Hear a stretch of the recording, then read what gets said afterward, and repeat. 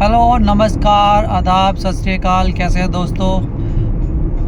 हाजिर आपका दोस्त अमनदीप फिर आपके साथ टाटा टियागो ईवी।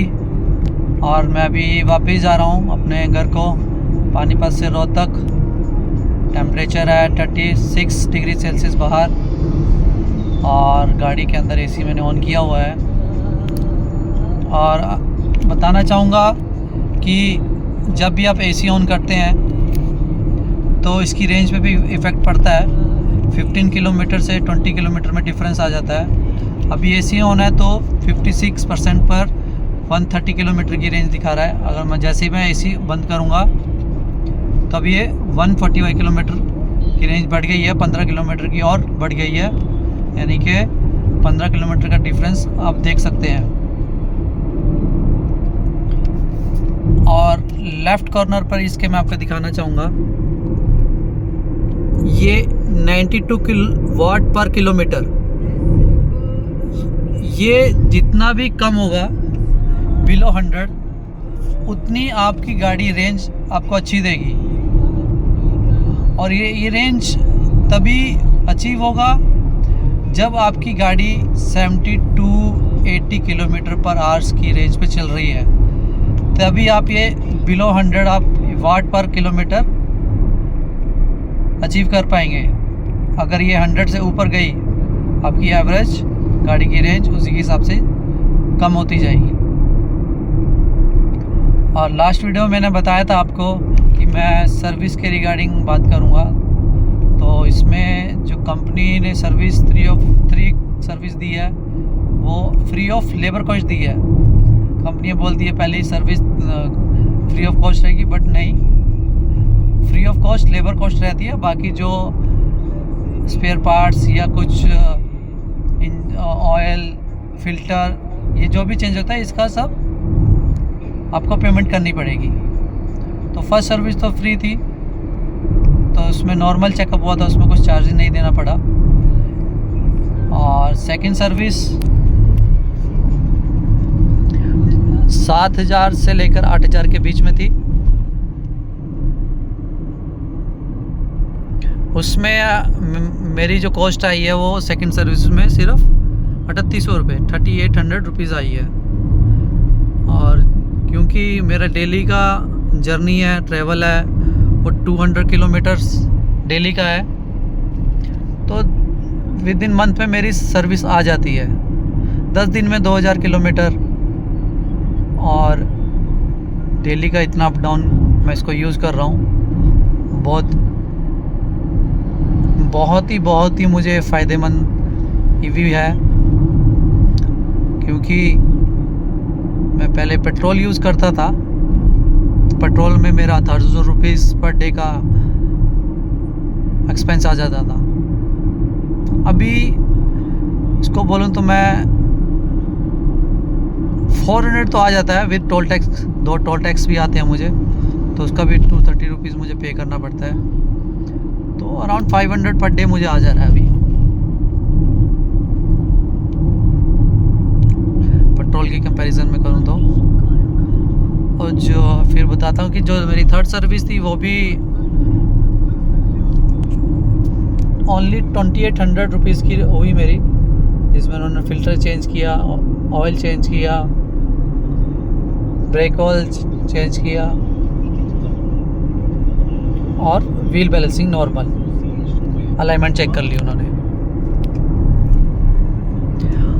मैं और भी चीज़ इस पे नोटिस किया है, और कंपनी भी ये बोलती है कि आप कंटिन्यू डीसी चार्ज पे चार्जिंग मत करें, क्योंकि डीसी चार्ज डायरेक्ट करंट है, जिससे कि आपको डायरेक्ट करंट देने में ज़्यादा बैटरी पे इफ़ेक्ट पड़ता है। बार बार आप किसी चीज़ को कंटिन्यूसली एक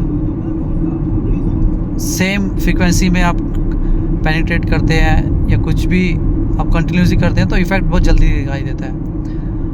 अगर आप रुक के, जैसे अल्टरनेटिंग करंट है, वो आपका फ्रीक्वेंसी अप डाउन होती रहती है, जिससे कि चार्जिंग बहुत अच्छी होती है। स्लो होती है बट बहुत अच्छी होती है। और एक और चीज़ है इसमें, आपकी जो चार्जिंग सीक्वेंस है वो हमेशा weekly once a weekly 0 to 100 होनी चाहिए विद AC करंट। अगर आप उसको 0 से चार्ज नहीं करते हैं वंस अ वीक में, तो क्या मान लो अगर आपकी बैटरी आप डेली उसको 20% पर छोड़ दे रहे हैं, फिर 20% से अगेन चार्ज कर दे रहे हैं 100%। अब जो 20% से नीचे वाले जो सेल हैं वो आपके वर्किंग में नहीं आ रहे हैं, वर्किंग में नहीं आ रहे हैं तो वो डंप हो जाएंगे। तो उसको वर्किंग में लाने के लिए आप हमेशा बैटरी को वंस अ वीक डिस्चार्ज करो 0%, फिर उसको 0 to 100% चार्ज करें विद AC स्लो चार्जिंग पर, फास्ट चार्जिंग पे ना करें। और इससे आपको आपकी बैटरी लाइफ बहुत अच्छी मिलेगी। और अच्छे, अभी टाटा टियागो 8 साल की वारंटी दे रही है, तो मे भी ये 10 साल भी निकाल दे, मे भी 10 साल से प्लस भी निकाल दे।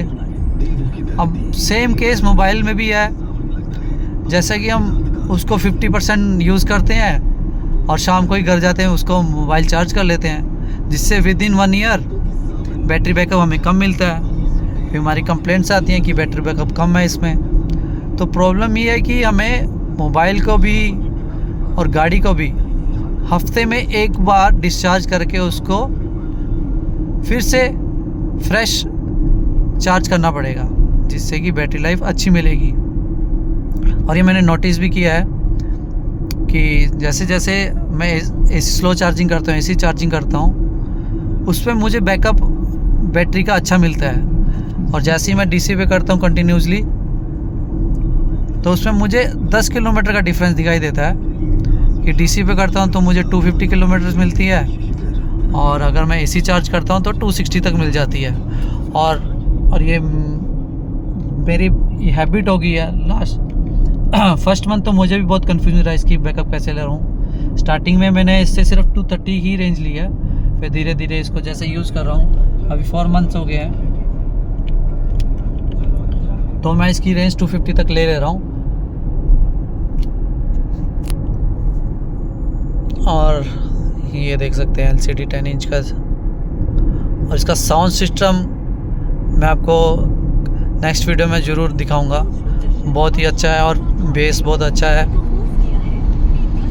और किसी को भी अगर कुछ कन्फ्यूज़न है EV गाड़ी के रिलेटेड, आप मुझे कमेंट कर सकते हैं। या फिर वो सोच रहे हैं कि गाड़ी लें या ना लें, या लेने की प्लानिंग कर रहे हैं, तो मुझे कमेंट बॉक्स में कमेंट करें, तो मैं उसकी या उनकी पूरी हेल्प करूंगा। जितना भी मैंने अभी तक जो भी प्रॉब्लम फेस किया है, या फिर क्या क्या प्रॉब्लम आ सकती हैं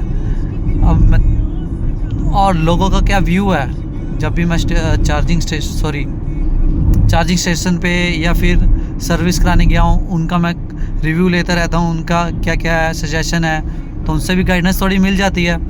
वो गाइडेंस, अपना खुद का एक्सपीरियंस मैं आपके साथ शेयर करता रहूँगा।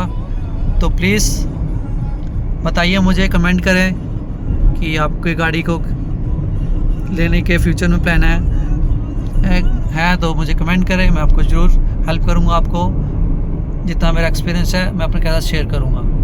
बाय बाय, मिलते रहेंगे नेक्स्ट वीडियो में।